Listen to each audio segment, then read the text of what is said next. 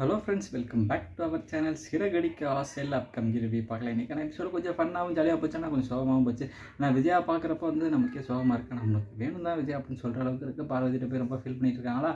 எங்கே பார்த்தீங்கன்னா முத்து இவங்கெல்லாம் அந்த இதில் பேசிகிட்டு இருக்கப்போ அந்த அவங்க அப்பார்ட்மெண்ட்டில் இருக்காங்களா, அங்கே ஒரு தன்னை அந்த இது என்ன சொல்கிறது, அந்த புத்தி இது இல்லாமல் கொஞ்சம் அந்த புத்தி சோதனை இல்லாத குழந்தைன்னு சொல்லுவாங்கள்ல, அந்த மாதிரி இப்போ பையன் இந்த மாதிரி கத்தி வச்சு விளாண்டுட்டு இருக்கானா.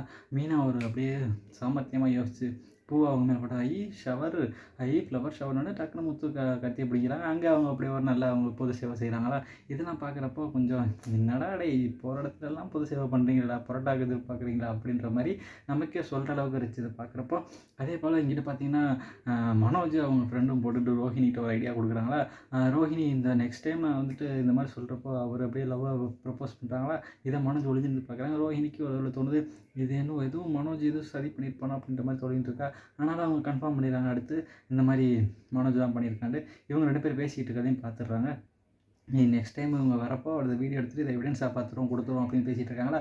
இதை ரோஹினியா நெக்ஸ்ட் டைம் மீட் பண்ண போகிறப்போ அவங்க ஒரு எவிடன்ஸாக இருக்கிறாங்க. இவன் இது மாதிரி என்கிட்ட சீட் பண்ணுறான், இந்த மாதிரி தப்பாக பேசுவேன், இந்த மாதிரி பண்ணுறான் அப்படின்னு சொல்லி அவங்க வீடியோ எடுத்து அவங்க மிரட்டுறாங்க. நீங்கள் எதாவது பண்ணீங்கன்னா இதை நான் கோர்ட்டில் ஆதாரமாக கொடுப்பேன் அப்படின்ற மாதிரி ரோஹினி மிரட்டுறாங்க. இந்த கேவலமான ஐடியா மனோஜ் தானே கொடுத்தது அப்படின்னு கேட்குறப்போ அது சிஸ்டர் அப்படிங்கிறாங்க. அவன் தான் கொடுத்தான்னு தெரியும். இந்த எவிடன்ஸை கொடுத்து நான் எப்படி நான் அவன் கூட வீட்டுக்கு சேர்றேன்னு பாருங்கள், அவன் வீட்டுக்கு போகிறேன்னு பாருங்கள் அப்படின்ற மாதிரி சொல்லி என்னையே நீங்கள் ஏமாற்ற பார்க்குறீங்களா அப்படின்ற மாதிரி பேசிகிட்டு இருக்காங்களா. எங்கிட்ட விஜயா ரொம்ப சோகமாக என்ன பண்ணுறது தெரியாமல் புலம்பிகிட்டு இருக்காங்களா. அப்போ தான் இவங்க சிந்தாமணி என்ட்ரி கொடுக்குறாங்க. டேன் டேன் டேன் அப்படின்னு என்ட்ரி கொடுக்குறாங்க. வாங்க சிந்தாமணி, என்ன இங்கே வந்திருக்கீங்க அப்படிங்கிறப்போ எதுக்கு இங்கே என் வீட்டுக்கு வந்திருக்கீங்க அப்படின்னு கேட்குறாங்க. எது உன் வீடா, இது ஏன் வீட்டுமா அப்படிங்கிறப்போ, என்ன சிந்தாமணி இப்படி பேசிகிட்டு இருக்கீங்க. ஆமாம் விஜய், இது ஏன் வீடு. என்னது விஜயாவா, நான் மாஸ்டர் அப்படிங்கிறப்போ, மாஸ்டராவது மண்ணாங்கட்டியாவது இது ஏன் வீடு அப்படின்ற மாதிரி சொல்கிறாங்களா. உங்கள் வீடு எப்படின்னு சொல்கிறீங்க அப்படிங்கிறப்ப இந்த மாதிரி பத்திரத்தை காட்டுறாங்க. பார்க்குறப்போ அவங்களுக்கே ஆச்சரியமாக போயிடுது.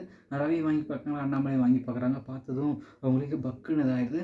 எப்படி ஏன் கையெழுத்து இல்லாமல் நீ இந்த மாதிரி பண்ண அப்படின்னு கேட்குறப்போ அவங்களுக்கு ஒன்றுமே புரியலை, என்ன பண்ணுறதுன்னு தெரியாமல் அப்படியே முடிச்சுட்டு இருக்காங்களா.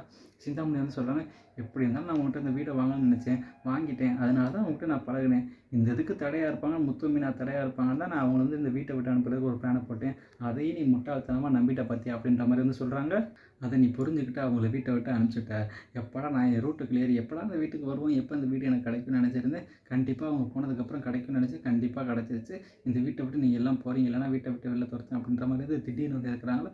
எல்லாருக்குமே அப்படியே பக்குன்னு தூக்கிப்படுது. இதை எப்படி முத்து மீனை ஹேண்டில் பண்ணி வீட்டை மீட்க போகிறாங்கிறது இனிமேல் வரப்போகிறதுல நடக்க போகுது.